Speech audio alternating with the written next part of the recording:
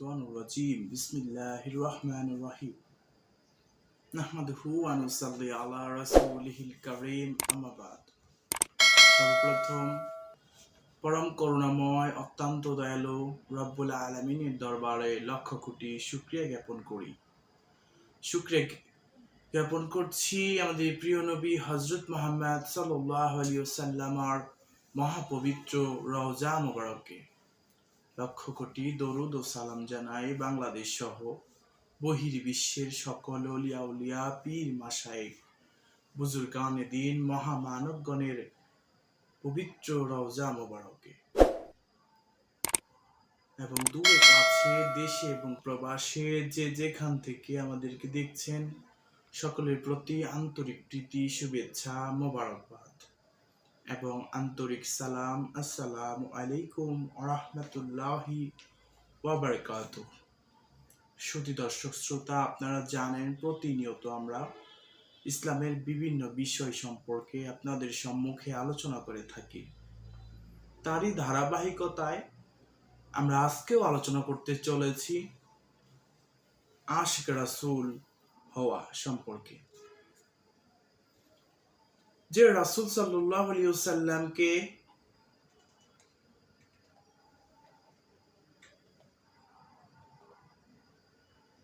যে ভালোবাসে তাকে আরবিতে আশিক বলে, আশিক রাসূল বলা হয়। যে প্রেমিক তার জীবনের সবকিছুর চেয়ে হযরত মুহাম্মদ সাল্লাল্লাহু আলাইহি ওয়াসাল্লামকে অধিক ভালোবাসে,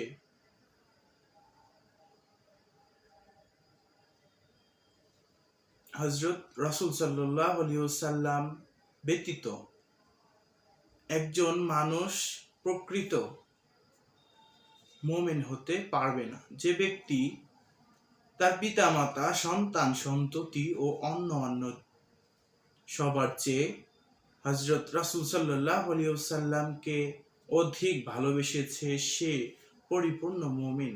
এ প্রসঙ্গে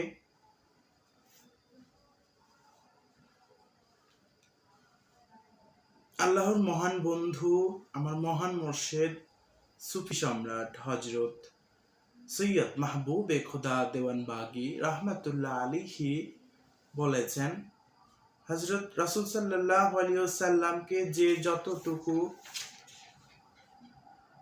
ভালোবাসে সে ততটুকু ঈমানদার।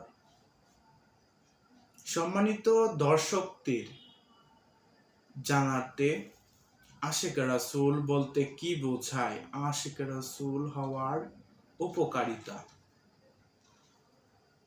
আশিক রাসূল হওয়ার সম্পর্কে আমরা বিস্তারিত আলোচনা করলাম।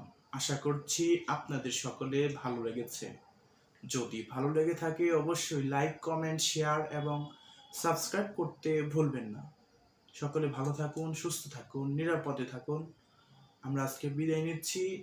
ওয়াখিরু দাওয়ানা আনিল হামদুলিল্লাহি রাব্বিল আলামিন। আসসালামু আলাইকুম ওয়া রাহমাতুল্লাহি ওয়া বারাকাতুহু।